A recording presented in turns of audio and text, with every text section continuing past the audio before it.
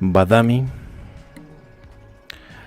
templos excavados por monjes con cincel, o algo que no nos están contando. Hoy viajamos a Karnataka, en la India, para visitar uno de esos lugares que tienen la extraña costumbre de complicarle la vida a las explicaciones simples, las cuevas de Badami. Según la versión oficial, estas impresionantes estructuras fueron excavadas hace aproximadamente 1400 años durante el gobierno de la dinastía Chalukya o Chalukya. Miles de toneladas de roca fueron removidas, columnas perfectamente alineadas fueron talladas directamente en la montaña. Relieves monumentales aparecieron en las paredes y todo ello supuestamente gracias al trabajo paciente de artesanos armados con herramientas relativamente simples. Y aquí es donde comienza la parte interesante. Porque una cosa es aceptar que una civilización antigua podía construir cosas impresionantes y otra muy distinta es dejar de hacer preguntas. Cuando uno observa Badami desde lejos parece un paisaje normal, pero al acercarse surge una pregunta inmediata. ¿Estamos viendo una cueva natural decorada por humanos? ¿O estamos viendo una montaña transformada deliberadamente en arquitectura? Porque no es lo mismo. Las cuevas de Badami no son simples refugios. Son espacios planificados, columnas, salas, escalinatas, relieves, proporciones geométricas.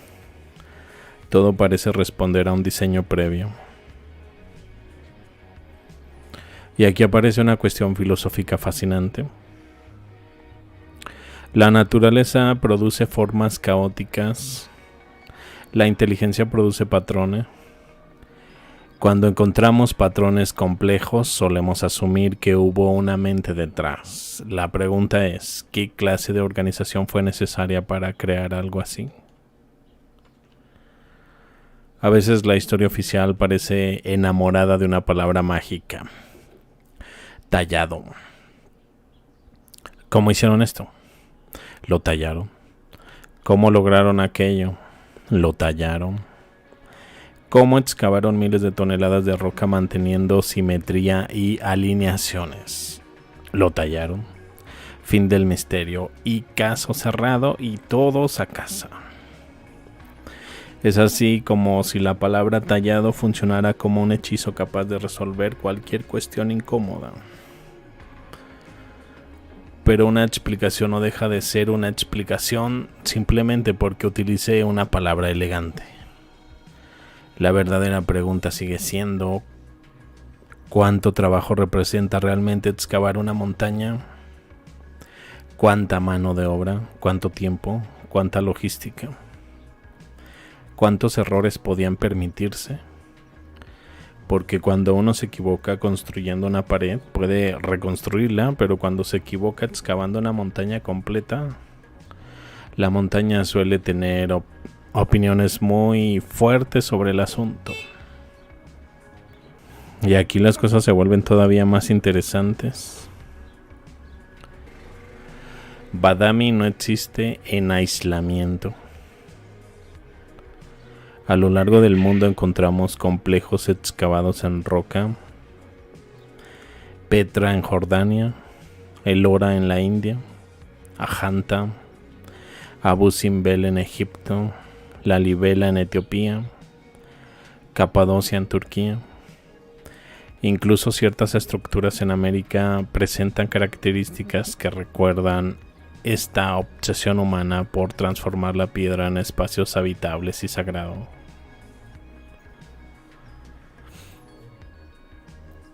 ¿Por qué culturas separadas por miles de kilómetros desarrollaron ideas tan parecidas? ¿Simple coincidencia? ¿Necesidades similares? ¿Intercambio cultural? ¿O estamos observando fragmentos de una tradición arquitectónica mucho más antigua de lo que imaginamos?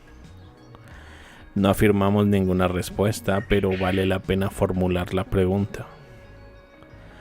porque la historia avanza gracias a quienes preguntan, no a quienes repiten. Existe algo profundamente simbólico en estos lugares. Las civilizaciones desaparecen, los imperios caen, los idiomas cambian, las religiones se transforman, pero la piedra permanece. Quizás por eso tantas culturas eligieron la roca como soporte de sus ideas más importantes. No construían solamente edificios, construían memoria. Y cuando observamos las figuras de Shiva, Vishnu o los Tirthankaras jainistas, surge una reflexión.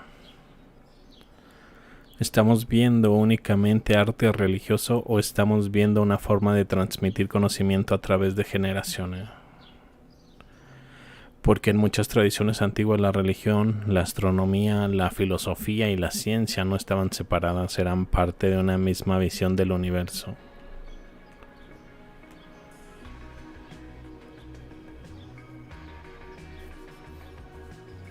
Hay otro detalle curioso. Muchas veces los visitantes escuchan algo parecido a esto. Esta cueva fue construida en el siglo VI y listo, ya resuelto el problema. La fecha queda fijada, la etiqueta colocada, la carpeta archivada. Pero vale la pena recordar algo. Una fecha arqueológica no siempre significa fecha de construcción. A veces significa fecha de uso o fecha de inscripción o fecha de una restauración o simplemente la evidencia más antigua encontrada hasta ahora. Son cosas distintas y confundirlas puede generar conclusiones engañosas. La historia seria reconoce precisamente esos límites, lo que sabemos, lo que creemos saber y lo que todavía ignoramos. Otro punto interesante, las cuevas fueron documentadas por Stella Kramrich en 1924. Y aquí alguien inevitablemente comentará, ¿cómo que descubiertas? ¿Acaso los habitantes locales no sabían que estaban allí? Y así es, exactamente.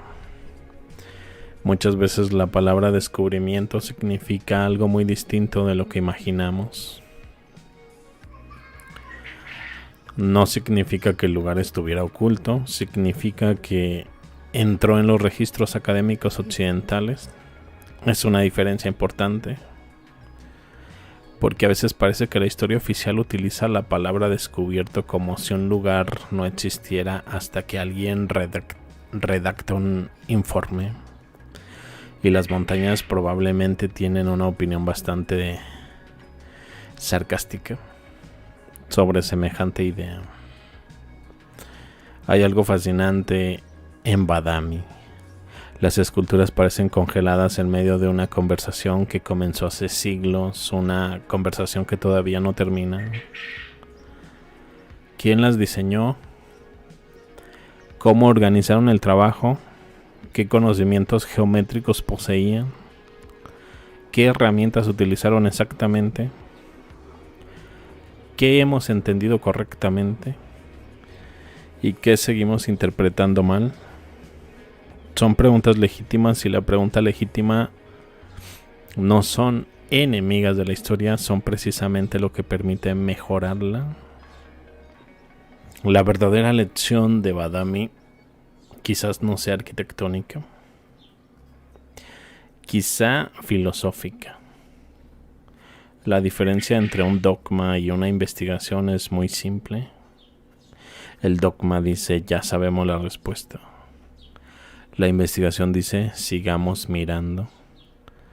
Y cuando observamos estas montañas convertidas en templos, estas figuras esculpidas en piedra que han sobrevivido más reyes, imperios y gobiernos enteros, uno no puede evitar preguntarse, ¿estamos contemplando solamente un monumento religioso o estamos mirando las huellas de un conocimiento que aún no comprendemos por completo? Déjame tu opinión en los comentarios. ¿Son las cuevas Badami exactamente lo que dice la historia oficial? ¿O hay aspectos de su construcción y propósito que merecen ser investigados mucho más a fondo?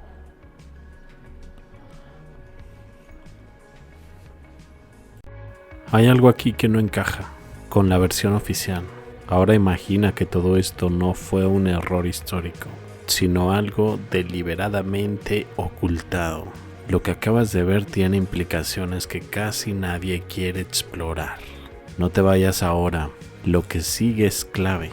La siguiente pieza está apareciendo ahora mismo en una de las ventanas. Dale clic.